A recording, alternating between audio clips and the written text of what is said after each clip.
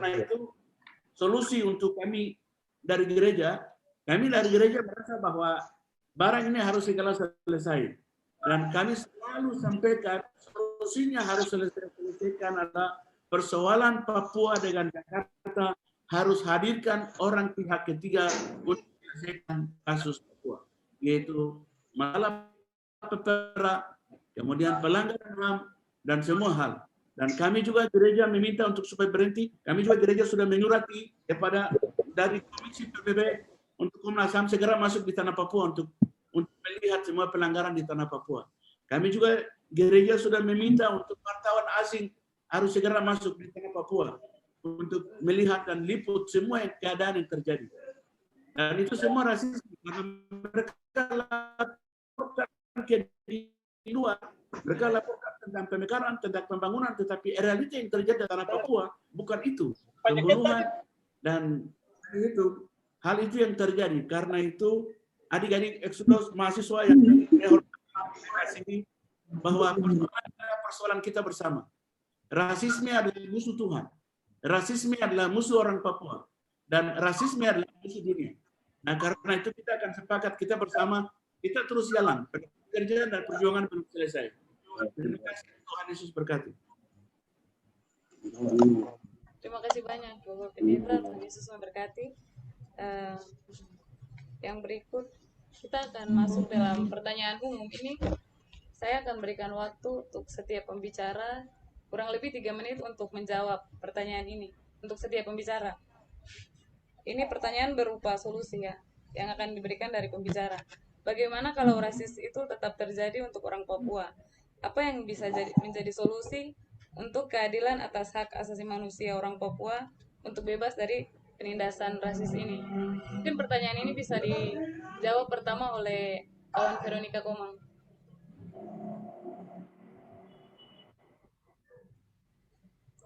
Kalau ya terima kasih atas pertanyaannya. Jadi kalau menurut pengamatan saya, karena kan harus diingat bahwa saya bukan orang Papua ya, mau saya bicara bagaimana saya tidak tahu rasanya jadi orang Papua. Tapi kalau dari pengamatan saya, ini Indonesia rasis terhadap orang Papua itu sudah sejak awal, itu akar dari kolonialisme di Papua. Karena ketika dulu kalau kita kilas balik tahun 69 PPRA, kenapa orang Papua itu dijanjikan satu suara tapi kemudian dianggap terlalu terbelakang untuk berpartisipasi dalam demokrasi referendum waktu itu, kemudian jadilah yang pencaplokan pemaksa integrasi ini, yang curangnya PPRA itu. Jadi dari awal cikal bakalnya integrasi yang dipaksakan itu saja sudah karena rasisme gitu, stigma terlalu terbelakang itu. Kemudian masih berlanjut sampai sekarang tak ada perubahan. Sampai kemudian Papua 2019 meledak karena rasisme, itu pun masih tidak ada perbaikan maupun ada perubahan di sikap itu dari Jakarta tidak ada. Jadi kalau saya pribadi sih melihat itu kayak apa ya, macam tidak mungkin begitu. Kalau kita bandingkan misalnya di Amerika yang gerakan anti rasisme ya, itu meskipun macam ada badai ini berisik sekali. Woi, kawan Abner Holago, woi. Ya kalau kita bandingkan di Amerika, jadi kan kayak orang kulit hitamnya mereka ada ya masih rasisme masih kencang, tapi kemudian mereka bisa ke pengadilan yang mana kadang rasional pengadilannya tuh masih ada yang masuk akal gitu. Akhirnya mereka bisa mencari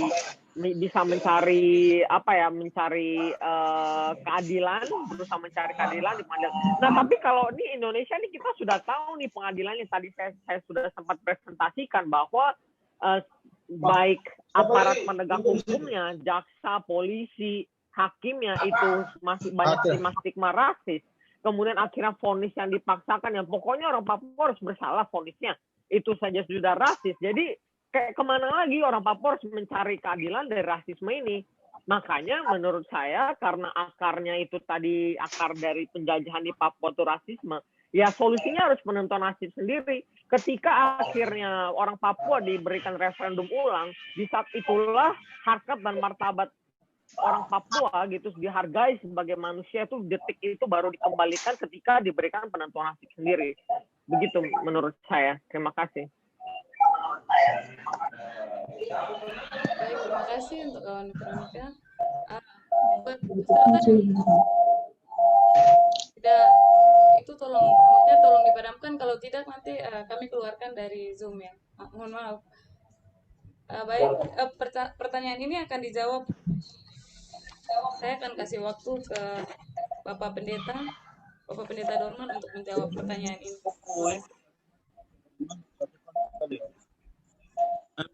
Mohon pertanyaannya ulang karena tadi terlalu ribut sekali dengan speaker, jadi saya tidak bisa dengar baik. Oh iya, baik. Untuk pertanyaannya, bagaimana kalau rasis itu tetap terjadi untuk orang Papua? Apa yang bisa menjadi solusi untuk keadilan atas hak asasi manusia orang Papua untuk bebas dari penindasan rasis ini? Terima kasih.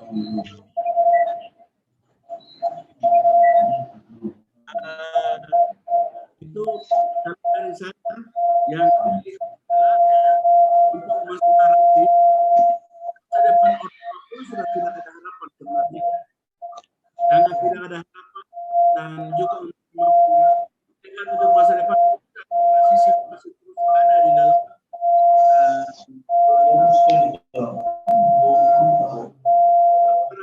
jaringan. Opina Wenda bisa tolong mute kah? Tidak bisa dengar Bapak Dorman nih.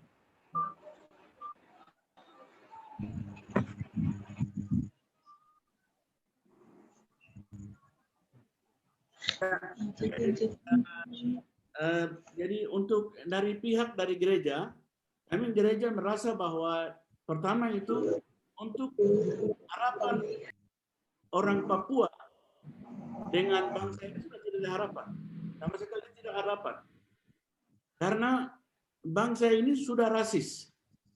Saya sekali lagi sampaikan bahwa bangsa ini sudah rasis. Dan bangsa Indonesia mereka mau supaya orang Papua itu hanya dua hal. Yang pertama adalah orang Papua itu tidak boleh pintar. Mereka tetap tinggal begitu. Itu orang tidak boleh mereka pintar. Itu satu. Yang kedua adalah orang Papua tidak boleh tahu semuanya. Nah itu saya sudah sampaikan tadi, bagaimana solusi yang keluar harus dari Alkitab, refleksi sebagai kebenaran firman Tuhan, itu walaupun mereka katakan kita rasis, kita harus ampuni mereka. Walaupun itu kita sakit. Saya sudah sampaikan kepada jemaat bahwa mereka kasih tahu orang Papua itu monyet, tapi saya sudah bilang bahwa binatang monyet itu tidak pernah ada di tanah Papua. Dari Sorong sampai Samarai itu adanya hanya cendrawasih, kanguru, dan juga burung-burung Raja Wali dan semua hal. Jadi burung-burung yang hebat-hebat ada semua di tanah Papua. Yang binatang monyet itu biasa dipelihara di Pulau Jawa.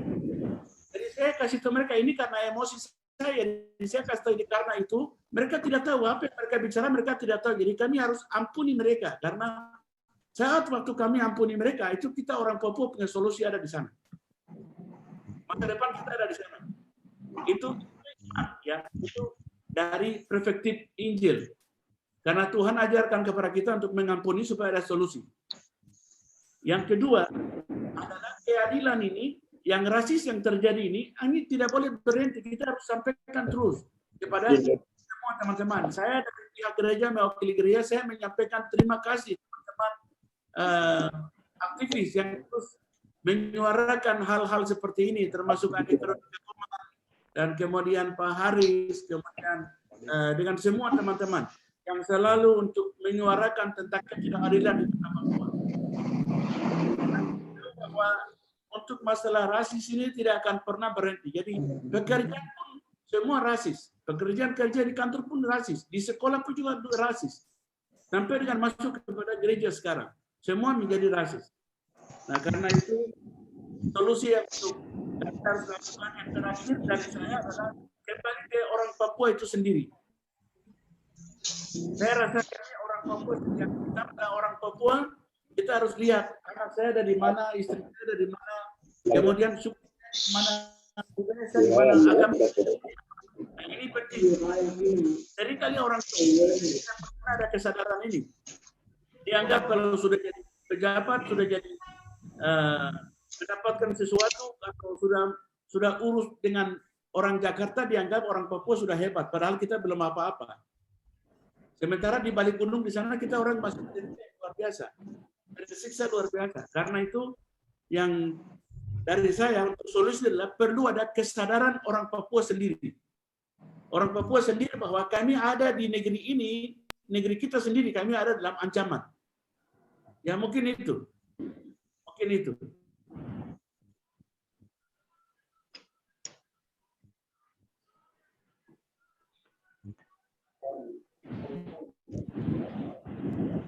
Iya, baik.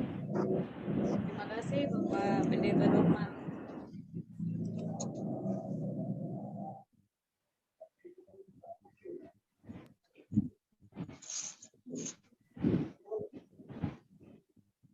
Bisa tambahkan lagi kan?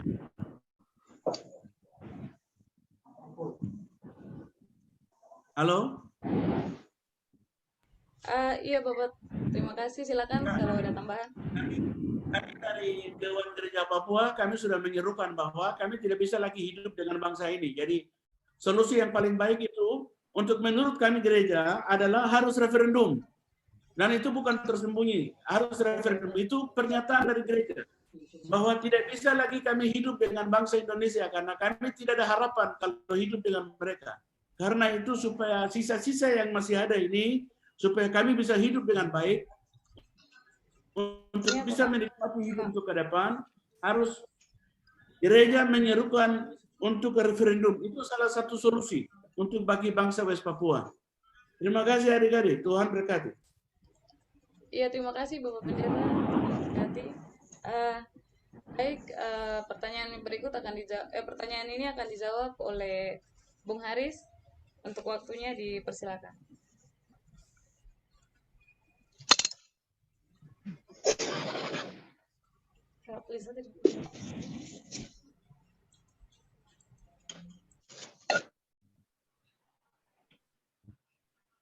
Bung Haris.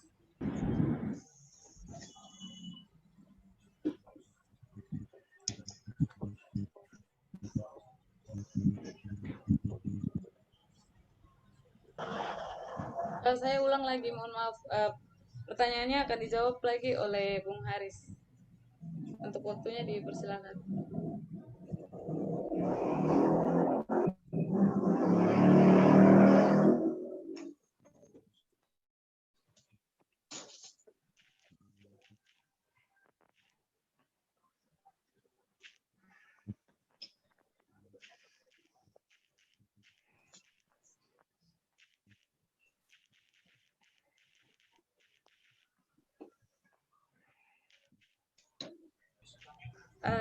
Kami ralat dulu. Untuk pertanyaan ini kita lanjut dulu ke kawan Pius Kogoya untuk menjawab.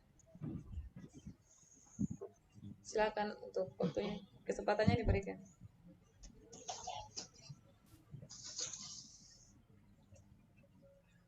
Kalau dari kami itu yang pertama dengan cara dialog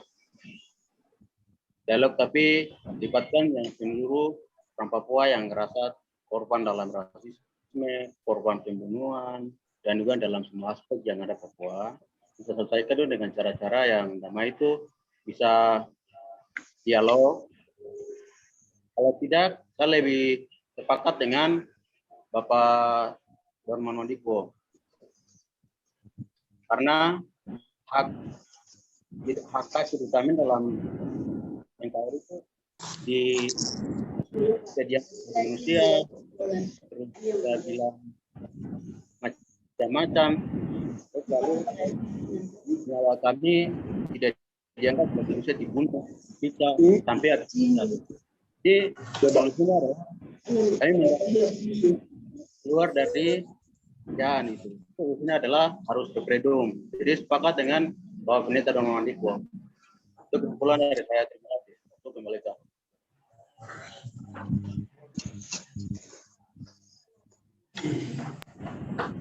Iya, baik, terima kasih kawan Pius Kogoya.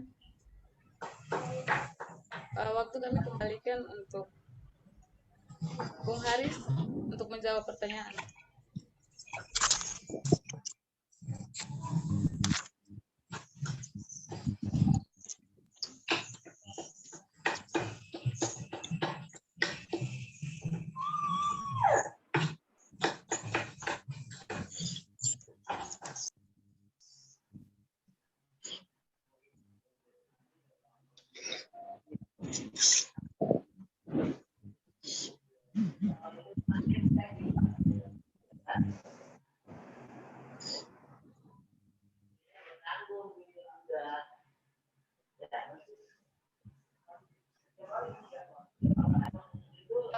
Bung Haris, mungkin Bung Haris sudah ini ya.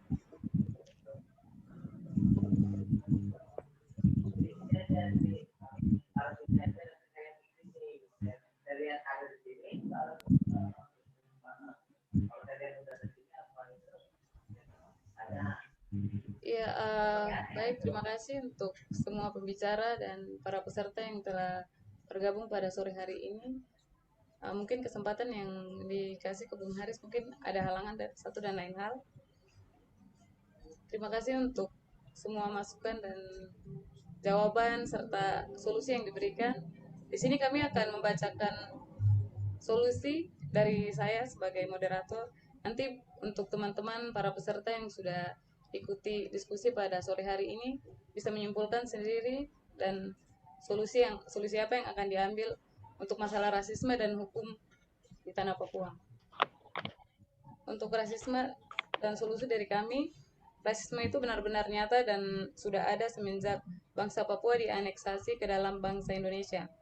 Yang berikut, rasisme dan diskriminasi hukum bagi orang Papua adalah bagian dari tindakan negara kepada orang asli Papua yang rasis. Dan yang berikut contoh pelanggaran HAM berat, kebebasan pers, dan keadilan hukum bagi kami orang asli Papua itu nyata. Eksodus korban rasisme 2019 adalah bukti konkret dari rasisme. Yang berikut solusinya, rasisme harus dianeksasikan dengan keputusan politik, yaitu hak penentuan nasib sendiri bagi bangsa Wets Papua. Baik, terima kasih. Mungkin itu sekian. Mohon maaf tadi kami tidak sampaikan kalau Bung Natalius Pigai tidak bisa hadir dalam diskusi kita pada sore hari ini karena ada halangan satu dan lain hal. Ya, terima kasih yang sudah bergabung dan beberapa pembicara yang sudah hadir dan berdiskusi. Terima kasih banyak. Tuhan memberkati. Terima kasih semua. Selamat Paskah.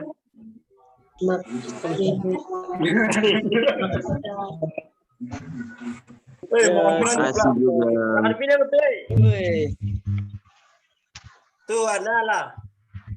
Tuhan Allah, apa kabar semuanya?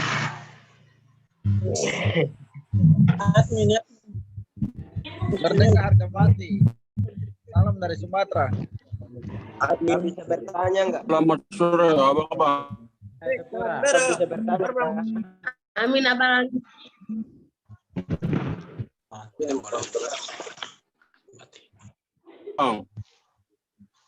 Kakak bisa bertanya kah? Langsung bertanya. Bisa.